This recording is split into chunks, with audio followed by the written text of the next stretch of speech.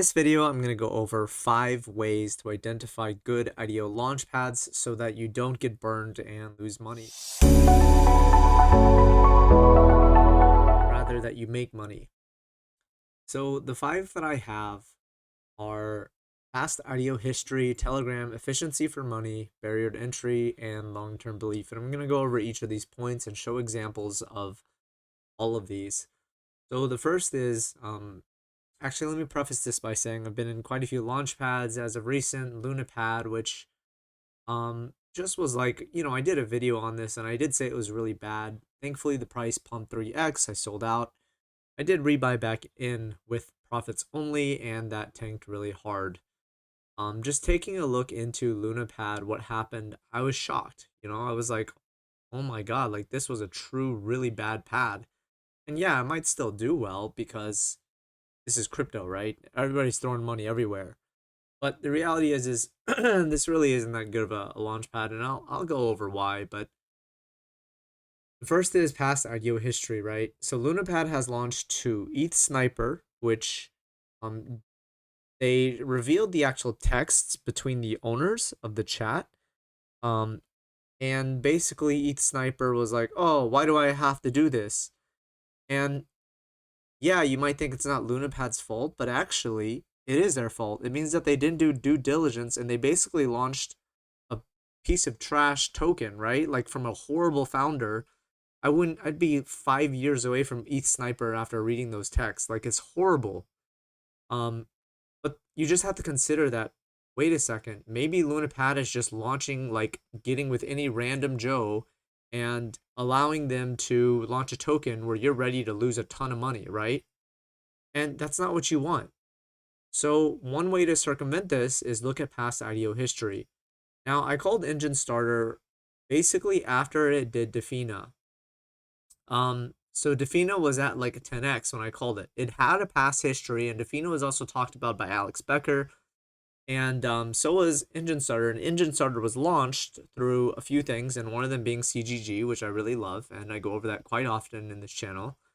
And then, like, we look at the past history, Gaia World 10x, Pixelverse, 20x, Scotty Bean 10x, Playermon 10x, Killerbox 50x, like, this is a really solid past history.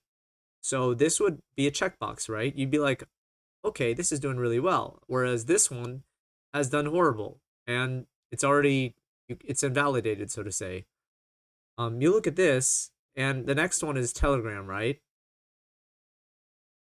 So you look at something like Telegram and you say, okay, this mod is saying we are headed to the moon. That's not something that you want to see from a company, because it's just like, you're not there to give financial advice. You're there to show up and do a good job for the launchpad, And so to me, this is just not acceptable behavior. And it's weird because there was no mods. It was an empty chat like a day ago. If you scroll back and just see, the chat was horrible. There was no answering of questions, nothing. When you look at an IDO launchpad, you want to join their Telegram and see how the mods are. Imagine this, the quality of the company is going to determine whether or not this company will do well or not. And if you have some really bad moderators, that means that you hired really poorly. So it's just one metric. Again, this is crypto, so like everybody's throwing money everywhere, so it really doesn't matter, I guess. But if you want to find and protect your money better and look for the best way to protect your money, you should probably look into Telegram and see what the mods are doing. People might say Enjinstarter did a bad job, but I think they did a great job with everything. There was a lot of complaints early on, but look, they've shown up and just been amazing. So the third is efficiency of your money. And this means things like, for example, I've gone over TrustPad. I've mentioned that I was in it, and it did very well. But it's like at a 4x in price, right? And in order to get like a $10 allocation, you need to put like $10,000. Is that efficient for your money? The answer is no. Is it a great launchpad? TrustPad is great. To me, it felt like a bad launchpad early on, and for some reason they keep launching quality projects. So you just got to change your bias and be like, okay, this is decent. But now the issue is for the money you're spending, are you getting a better ROI? And really what you have to do is just break down that past IDO history and be like, okay, in the month of September, October, these launch pads would have netted you X amount of money for spending X amount of money. And that's just how you got to look at it, right? If you spend $10,000 and you pull out $5,000, and then another launch pad, you spend $50,000 and you pull out $5,000, like, which one do you want? And yes, like, Seedify is hyped up and all this stuff and is doing a great job.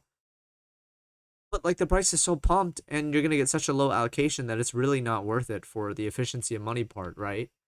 Whereas Enjinstarter, like, this is gold right now, in my opinion. I've already done a video on Enjinstarter, but the price is still at a decent price to get the size of allocation, so it's super efficient, right? And then the fourth one is barrier to entry. So like, how hard is it for other people to get in? If there's launch pads that have, $1,000 IDO tokens to get in, everybody's gonna get in, right?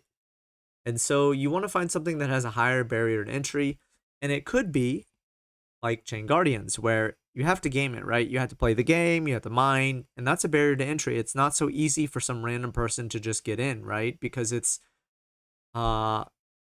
requires some work. And so typically these are things I look for when it comes to launch pads. And then finally, it's just long-term belief, and that's something that you have to really consider when you're looking at launch pads, because, for example, with Enjinstarter, these IDOs are all on games, and it's already well known that, games are current narrative. And if that's the case, then, it would be a good idea to invest in games, because that's where the money is going right now. And that's where the vision of Alex Becker's vision of crypto, and my vision as well, of like where the next huge money is going to be poured in. Right now, the play to earn model to me is just really, really cool.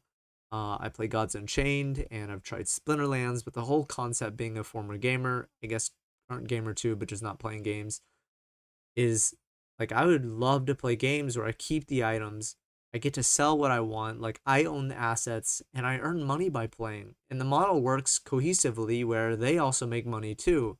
So to me, it's a huge win-win, and it's like, if you can get the early Axie, and Axie isn't that great of a game, I do have Scholars, but like, if you can get in that early, you're talking about some crazy amounts of money. So because of that, Enjinstarter is like, checks all the boxes for that, and I really think Enjinstarter's super unnoticed still.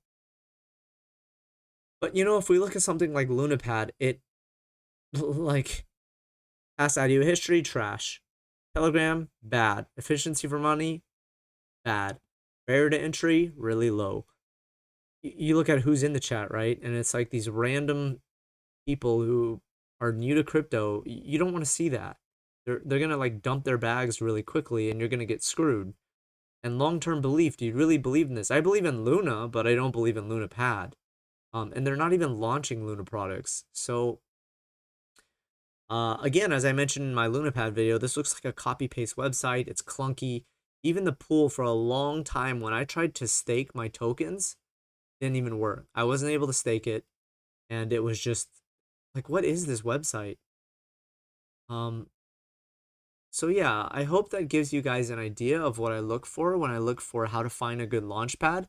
I think a huge one that most people really neglect is this efficiency for money. You'll notice that when I talk about IDOs, I try to look for the best use of my money. And I don't try to go for some kind of like crazy big play that's only going to net me X amount. I'm trying to go for, maybe I spend $1,000 and I make $10,000, not I spend $100,000 and I make $10,000. So, yeah. Anyway, I guess it's a shout out again to Enjinstarter, which I really like. I am not fully in Enjinstarter. I only have the community allocation of a few tokens. But it is one that really interests me, and I will be getting in soon. So anyway, if you like videos like this, please subscribe to the channel. I talk about IDOs, and I talk about other things as well related to crypto, because I'm here to make both of us money, and I hope you enjoy the content.